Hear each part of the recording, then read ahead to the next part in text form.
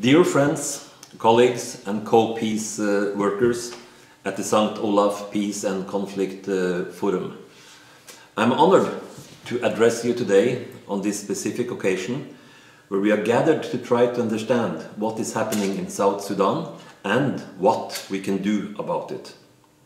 I'm also proud because I feel the Nansen Center for Peace and Dialogue, where I work here in Lillehammer, Norway, have developed a good relationship with St. Olaf College, particularly because of the peace scholars that have been participating in our Nansen Dialogue seminars the last 3-4 years. That has sensitized you to the ongoing conflicts in the Western Balkans, and I look forward to continue the cooperation with peace scholars. As you know, my experience is mainly from the Western Balkans and the Middle East, but I've been part of the peace-building community the last 20 years, and I hope that my insights have relevance for the situation in South Sudan today. The news have been devastating the last months. The hopes and dreams that were so powerful only a couple of years ago have somehow been shattered, and some people even ask, was South Sudan a mistake? Let me therefore remind you that when the Dayton Agreement was signed in Dayton, Ohio in 1995, more than 100,000 people had been killed in Bosnia and Herzegovina. And just 2 months before the signing, around 8,000 people were killed in Srebrenica.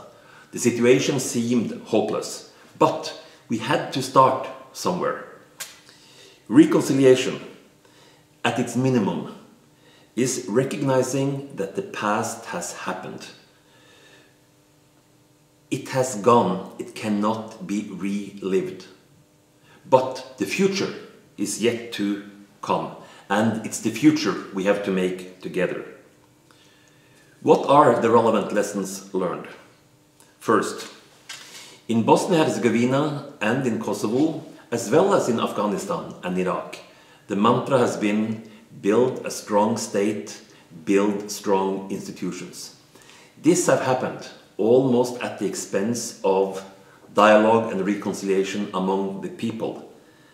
And if the people do not develop loyalty to the state becomes dysfunctional. After the independence of South Sudan, July 9, 2011, the political support and the moral support around the world was very strong.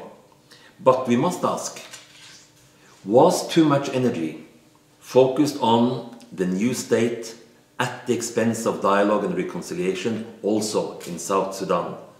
Was it too much focus on instrumental, technical build-up of the new state at the expense of good governance? The second lesson learned: in Bosnia and Herzegovina, as well as Kosovo, we experienced real political conflicts. The fall of the Berlin Wall and the breakup of the Soviet Union led to the collapse of communism.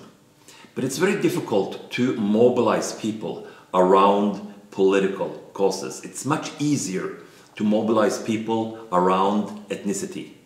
They are coming to take us. We have to defend or honor our family, our village, our identity. It was not ethnic differences that caused the conflicts in the Western Balkans, but as a consequence of the wars, the ethnic differences have been exaggerated and enlarged. It was not ethnic differences, I think, that caused the war in South Sudan, but political leaders mobilized around ethnicity. Therefore, the conflict between Dinka and Nuer must be taken seriously and must be dealt with directly. The third lesson learned: we see through history how the victims of yesterday become the perpetrators of today. In Kosovo today, Serbs live under conditions fairly similar, relatively similar to the conditions Albanians lived under when Serbs had the control. It's somehow legitimated by they deserve to taste some of their own medicine. And we also know that power and money corrupts. As the president of South Sudan, Salva Kiir, said himself in a letter he wrote to government's official a year later. Yet, once we got to power, we forgot what we fought for and began to enrich ourselves at the expense of our people. My last lesson learned is often pointed out. The picture is not black and white. We both, you and I, live in countries where we like to point to the good guys and the bad guys, and we like to support the good guys. But it's more complex. We recognize that now in Syria. But the price we are paying, we become paralyzed when we don't know exactly who to support. And too many people have been killed because of it.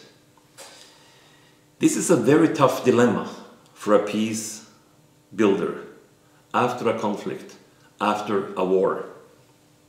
People might be willing to reconcile if you only admit that you are worse than us.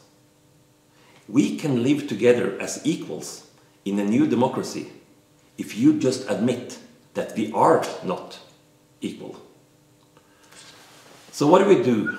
Based on what I've said, I'm convinced that a stronger need for dialogue and reconciliation is present in South Sudan. Political conflicts, struggle over resources like oil, maybe started the conflicts. But when the conflict becomes ethnicized, so is the production of truth and lies, the production of enemy images, and the production of new historical interpretations. We need to tell the good stories of cooperation and communication across the ethnic divide. The Nansen Center for Peace and Dialogue has, together with the Oslo Center in Oslo, taken initiative to dialogue training for young politicians, and we planned this training to take place in South Sudan. Because of the situation, this training has been put on hold, but as soon as the situation on the ground permits, we will start this dialogue training.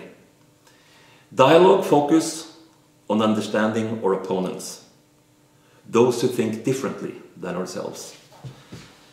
That's why it's becoming more and more needed, because we are realizing modern democracies are full of people completely different from each other. If we want representative democracies, we need to know the people we represent. It looks so difficult in South Sudan, but let me remind you, the toughest conflict in the 20th century was the one between France and Germany. Today, they are cooperating, and they are the two strongest powers in Europe. The people who maybe suffered the most were the Polish people. They have reconciled with their perpetrators, both to the west and to the east. It is possible, but it takes time. We must be very impatient in South Sudan when it comes to stop the violence. We must do everything we can to stop it now. But we must also be very patient when it comes to building the new state, South Sudan. That will take time. Good luck to all of you. Thank you.